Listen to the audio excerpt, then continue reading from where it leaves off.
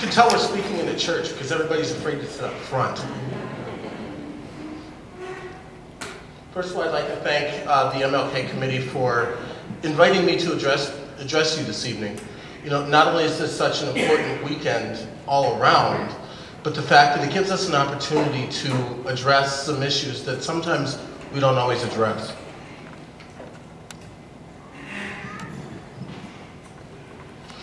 General Dwight Eisenhower once stated, "Every gun that is made, every warship launched, every rocket fired, signifies in a final sense the theft from those who hunger and are not fed, those who are cold and are not clothed." There are few quotes that come to my mind that are truer than this. Virtually since the start, there have been individuals who've realized that souls are more important than guns. Lives are richer than arsenals, and hope will always ring louder than fear. This was the premise behind Dr. King's stance on the Vietnam War during his speech that April day in 1967. He stated that in the midst of breaking the silence and speaking up, a person can often find themselves in a tough spot, and their words may be met with criticism, but we were to continue to do it. Dr. King often said the same for not only speaking up, but standing up against war and violence. That knowing that the same or increased criticism may be there.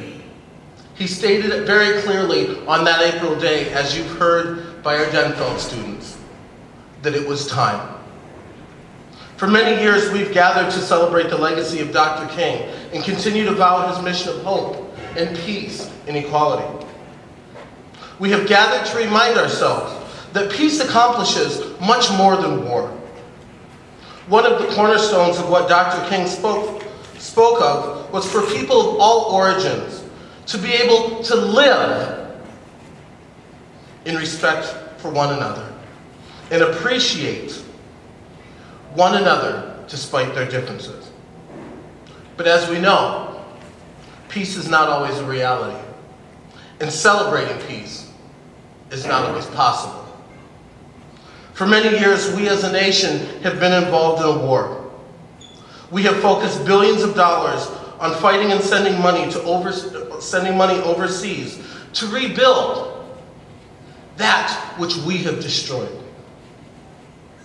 It's time that we get serious when we say not only is it time for our involvement in needless wars and seemingly endless violence to stop, but it's time that we see the need to bring our aunts and uncles, our mom and dads, our sons and daughters home. It's time that we as a nation see the true value of our own rebuilding and stand up and say that we are worth the investment. Dr. King had a very clear plan that day, and so can we this evening.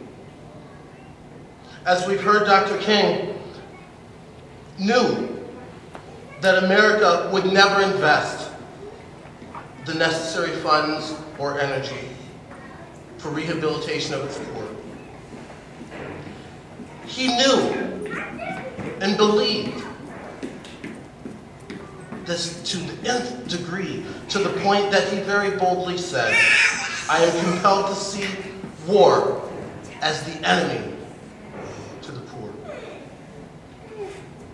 So here we are, not 10 years later, not 15 years later, but nearly 50 years later. The dollar numbers for the Vietnam War simply pale in comparison to the wars of today. It's time that we end the unnecessary killing that these dollars are contributing to. I'm not simply speaking of the soldiers that return to us draped in the American flag, but for the thousands of individuals every single day who have had their dreams and hopes killed by the reality that perhaps they do not matter. That the roof over their head is not as important as democracy elsewhere. That the food on their table is not as important as war-related humanitarian efforts abroad. That the education of our children is somehow not as important as creating the advancement opportunities for other cultures.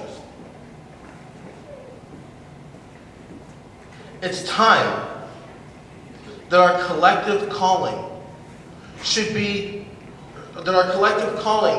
include not only standing up, not only being honest, not only being diligent, but looking within ourselves to see the needs within our communities. But to not only look, but to act on what we can do at home. It's time that we stand up while looking at our neighbors and friends, our teachers and our leaders, and shine a light on the need of true awareness. That there are better investments here at home, much more than endless expenditures elsewhere. Dr. King also reiterated a sentiment that he had often shared, that social change is not only meaningful when it comes through more meaningful when it comes through nonviolent actions, but when it also comes from us internally. When we are forced to accurately deal with the disadvantages around race and class. So let's talk a few minutes about numbers. Minnesota taxpayers spending for war far exceeds the state budget deficits by spending $3.2 billion for the war in Afghanistan just in 2012 alone, bringing total Minnesota taxpayer spending for the Iraq and Afghanistan wars to more than $41 billion.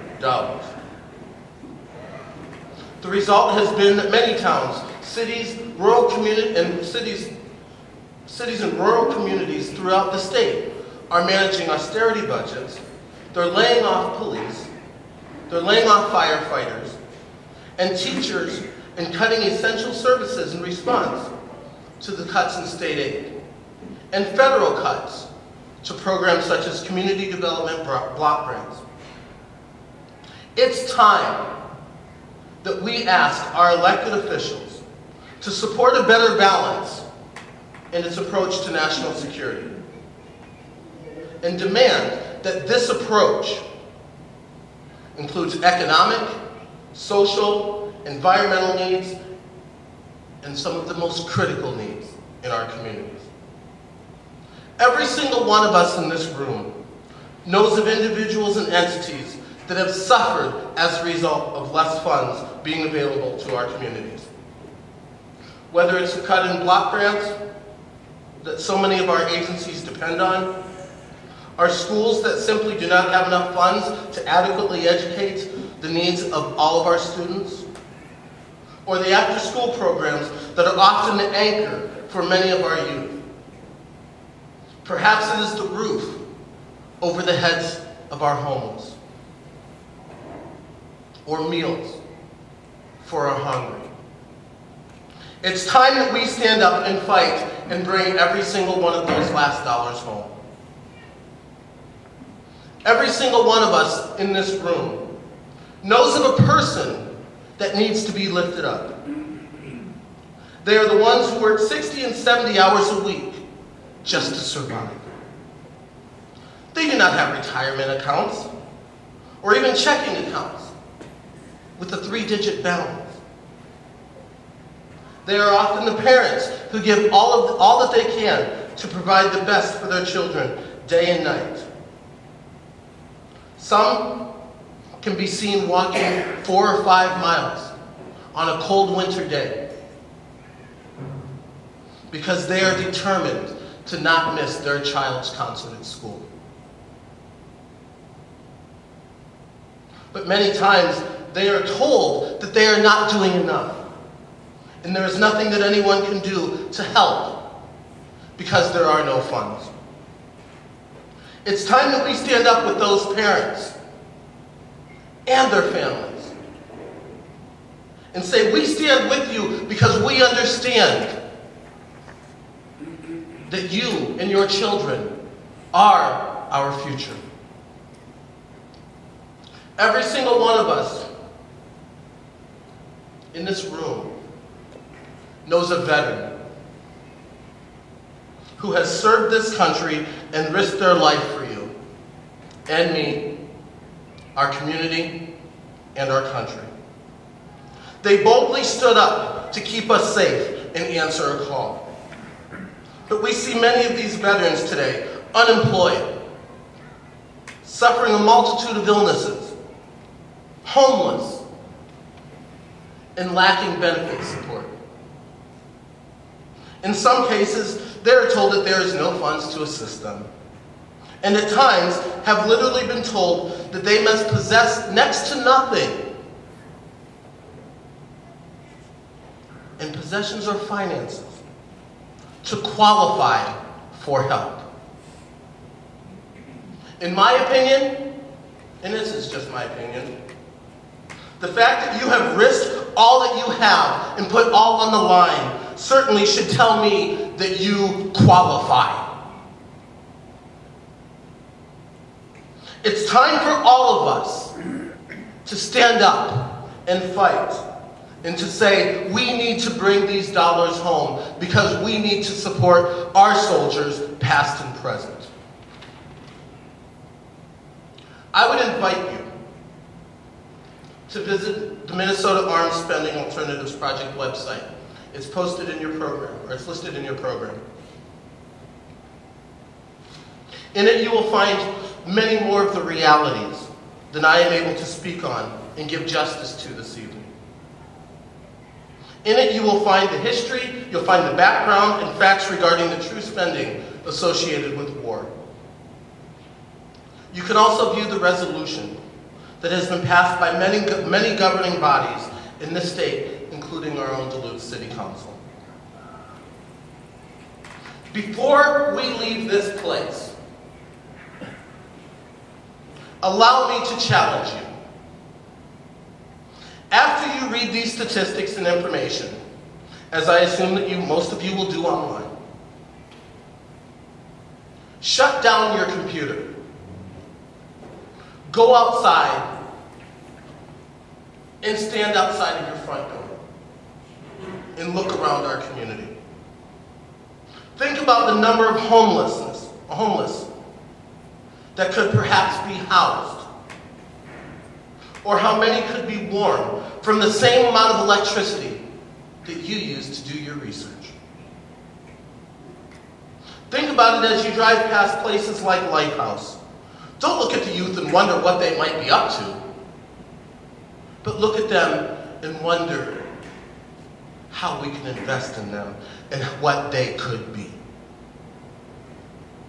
If you have students, when you walk into their schools, look around and think about how much better it could be if we as a state valued and invested in education as much as we should or as much as we could. If you're a grandparent, which I'm not, and I don't plan to be one for quite a while, do this. Think about what even 5% of the numbers that you read could do for the future of that precious child that you hold in your arms. This is how we lift one another up. One nation, one state, one community, one project, one person, one thought at a time. It's time that we stand up. It's time that we speak up. And it's time that we rise up. Some of you have heard me use this phrase in the past. The tide will always rise, despite our best efforts. we only have one choice, and that's to rise with it. Dr. King knew it, we know it, and that's ultimately why we're here tonight. So I ask you, will you boldly and unapologetically stand with me now and say that it's time to bring our dollars home, so our community too will have the opportunity to rise? Bring our dollars. All right, bring them on.